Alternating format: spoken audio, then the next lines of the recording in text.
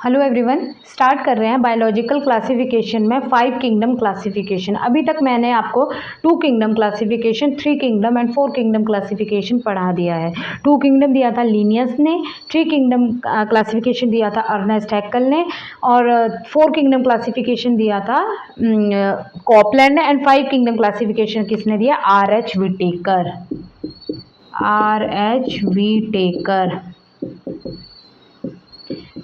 And this is a evolutionary work in the field of classification. और इसी classification को हम अभी तक फॉलो करते आ रहे हैं। अब अभी तक आपने देखा कि जो फंजाई है, फंजाई को कहीं भी प्रॉपर प्लेस नहीं मिल पा रहा था। 2 किंगडम में उसे प्लांटी में इंक्लूड किया था, 3 किंगडम में प्रोटिस्टा में, 4 किंगडम में दोबारा प्लांटी में ही इंक्लूड कर दिया था। बट जो 5 किंगडम क्लासिफिकेशन आई, इसमें फंजाई को एक अलग किंगडम बनाया गया, एक अलग प्लेस मिला। ठीक है, प्लांटे और एनिमिलिया तो ऐसे ही रहे, प्लांटे एनिमेलिया, प्रोटिस्ट, प्रोटिस्टा,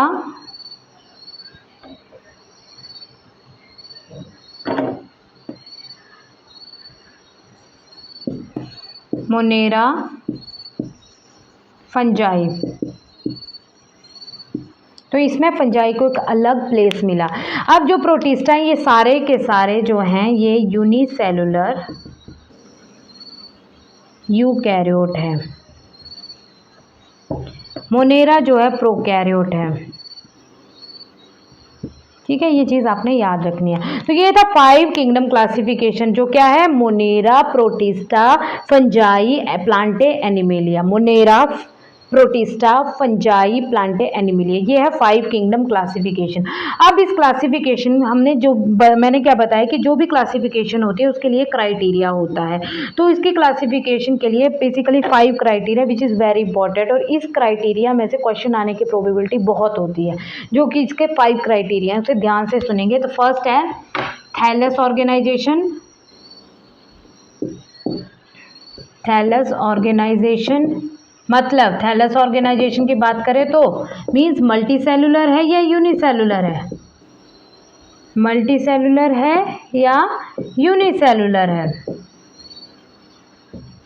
ये तो रहा फर्स्ट क्राइटेरिया। सेकंड है सेल टाइप। सेल टाइप की प्रोकैरियोटिक है या यूकैरियोटिक है?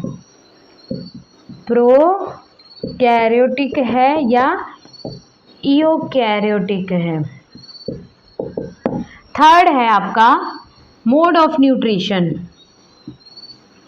Mode of nutrition and fourth one that is phylogenetic relationship. Phylogenetic relationship. जैसे जैसे चैप्टर आगे डिटेल में पढ़ेंगे वैसे वैसे आपको ये जो 4 मैंने क्राइटेरियाज बताए इसके बारे में समझ आपकी बढ़ती जाएगी। तो ये जो क्राइटेरियाज है which are very very very important, thallus organisation, cell type, mode of nutrition and phylogenetic relationship. अब मैं आपको एक टेबल के थ्रू इस क्लासिफिकेशन को समझाऊंगी, तो आप इस क्लासिफिकेशन में बहुत ईजिली समझ पाओगे उस टेबल के थ्रू। तो ध्यान से देखेंगे टेबल। टेबल में क्या है, किसने दिया 5 किंगडम क्लासिफिकेशन? आर.एच. व्हिटेकर ने। सबसे पहले लेंगे हम करेक्टर। कौन कौन से हैं आपके पास? मोनेरा। मोनेरा में क्या लेंगे पहले? Cell type, cell wall, nuclear membrane. ठीक है, cell type, cell wall, nuclear membrane, body organisation. उसके बाद आता है मोड ऑफ न्यूट्रिशन। ध्यान से देखेंगे बेटा, mode of nutrition. Cell type, cell type में मैंने क्या बताया कि प्रोकैरियोटिक है या यूकैरियोटिक है? तो जो मोनेरा है वो है प्रोकैरियोट। प्रोकैरियोट। और क्या है ये इनकी? Cell wall. सेल वॉल जो है इनकी नॉन सेलुलोजिक है। Non cellulosic. आप जब मैं इस चैप्टर को पढ़ाऊंगी अलग से मोनेरा को, तो वहां पे एक केमिकल पढ़ोगे आप, पेप्टाइडोग्लाइकन। तो इसकी जो सेल वॉल है वो पेप्टाइडोग्लाइकन की बनी होती है। किससे? पेप्टाइडोग्लाइकन। अब बात करें न्यूक्लियर मेम्ब्रेन, इनमें न्यूक्लियर मेम्ब्रेन जो होती है वो अब्सेंट होती है। न्यूक्लियर मेम्ब्रेन क्या है? Absent. Body organisation very important, इससे क्वेश्चन आने की प्रोबेबिलिटी बहुत ज्यादा होती है। बॉडी ऑर्गेनाइजेशन मीन्स जो इनकी बॉडी है वो कैसी है? Unicellular. Unicellular. Mode of nutrition very important, जो सबसे ज्यादा मोड ऑफ न्यूट्रिशन होता है वो मोनेरा में ही होता है। जैसे ऑटोट्रॉफिक, ऑटोट्रॉफिक में भी दो टाइप है, कीमोट्रॉफिक, कीमोसिंथेटिक, और दूसरा है फोटोसिंथेटिक। कीमोसिंथेटिक और फोटोसिंथेटिक। दूसरा है इनका हिटीरोट्रॉफिक। हिटीरोट्रॉफिक, हिटीरोट्रॉफिक में आएंगे सेप्रोफिटिक एंड पैरासिटिक। ये तो बात रही मोनेरा की। उसी तरह हम प्रोटिस्टा भी पढ़ेंगे, प्लांटे भी पढ़ेंगे, एनिमेलिया भी पढ़ेंगे, फंजाई भी पढ़ेंगे। यहाँ पे जगह कम है इसलिए मैं टेबल पूरा नहीं बना पा रही हूँ, तो इसलिए मैं इनको अलग अलग तरीके से बता रही हूँ, अलग अलग लिखूंगी। पहले मोनेरा का बताऊंगी, इसके बाद मैं प्रोटिस्टा का बताऊंगी, बट करेक्टर सेम ही रहेंगे। Cell type, cell wall, nuclear membrane, body organisation, mode of nutrition. Cell type क्या है? ये प्रोकैरियोट है। सेल वॉल कैसी है? नॉन सेलुलोजिक और पेप्टाइडोग्लाइकन की बनी है। Nuclear membrane absent. Body organisation unicellular. Mode of nutrition क्या है इनका? Autotrophic and heterotrophic. और बहुत मतलब वेरियस टाइप का न्यूट्रिशन है इनमें, और ये इसी ग्रुप में देखने को मिलेगा आपको मोनेरा में। सेकेंड हम पढ़ते हैं प्रोटिस्टा।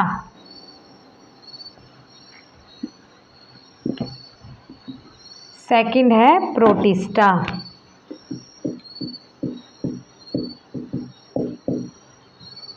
प्रोटिस्टा, प्रोटिस्टा में क्या होती है? सेल टाइप, सेल टाइप है इनकी यूकैरियोट, यूकैरियोटिक। सेल वॉल, इनकी जो सेल वॉल है वो किसी किसी में प्रेजेंट होती है except slime mould. Slime mould में जो सेल वॉल है वो अब्सेंट है, except slime mould. Slime mould में सेल वॉल क्या है? अब्सेंट है। न्यूक्लियर मेम्ब्रेन, इनमें भी न्यूक्लियर मेम्ब्रेन अब्सेंट होती है। बॉडी ऑर्गेनाइजेशन ये भी यूनिसेलुलर है। मोड ऑफ न्यूट्रिशन ये क्या है इनमें? हिटरोट्रॉफिक और ऑटोट्रॉफिक, ऑटोट्रॉफिक एंड हिटीरोट्रॉफिक न्यूट्रिशन होता है। ठीक है, ये तो बात रही प्रोटिस्टा की कि प्रोटिस्टा में सेल टाइप कौन सी है? यूकैरियोटिक। सेल वॉल कौन से है? स्लाइम कुछ में है बट एक्सेप्ट स्लाइम मोल्ड में सेल वॉल प्रेजेंट नहीं है। न्यूक्लियर मेम्ब्रेन अब्सेंट है। बॉडी ऑर्गेनाइजेशन कैसी है? यूनिसेलुलर। मोड ऑफ न्यूट्रिशन कैसा है? ऑटोट्रॉफिक और हिटीरोट्रॉफिक। अब बात करते हैं फंजाई की। किसकी बात करते हैं? फंजाई। फंजाई में सेल टाइप कैसी है? Eukaryote, eukaryotic. सेल वॉल किसकी बनी होती है? Chitin. Nuclear membrane present. Body organisation very important, multi cellular, cellular loose tissue, multi cellular loose tissue. Mode of nutrition क्या है इनमें? हिटीरोट्रॉफिक। हिटेरोट्रॉफिक होते हैं ये फंजाई, हिटेरोट्रॉफिक ऑर्गेनिज्म है फंजाई। समझ आ गया आपको? Eukaryotic, cell wall chitin, nuclear membrane present, body organisation multi cellular loose tissue, and इनका मोड ऑफ न्यूट्रिशन क्या है? हिटेरोट्रॉफिक। अब बात करते हैं प्लांटी की। Plantae cell type eukaryotic, plants cell type eukaryotes. Cell wall, Plantae की सेल वॉल किसकी बनी होती है? Cellulose. Nuclear membrane present. Body organisation multi cellular tissue organ. Organ level तक की होती है इनकी बॉडी ऑर्गेनाइजेशन, किसकी? प्लांट्स की। Mode of nutrition autotrophic, autotrophic. ये बात रही प्लांटी की। एनिमिलिया लिख देती हूँ मैं यहीं पे।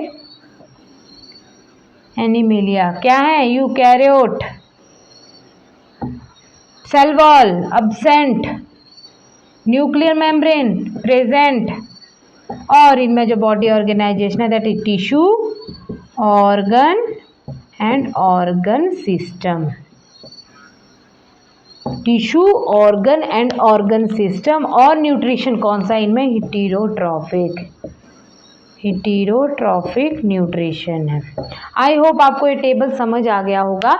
इस टेबल के थ्रू आप क्लासिफिकेशन बहुत इजीली समझ पाओगे। करेक्टर्स देख लो आप, cell type, cell wall, nuclear membrane, body organisation and mode of nutrition, इसी बेस पे हमने क्लासीफाई किया हुआ है और इसी बेस पे आप इस क्लासिफिकेशन को बहुत इजीली समझ पाओगे।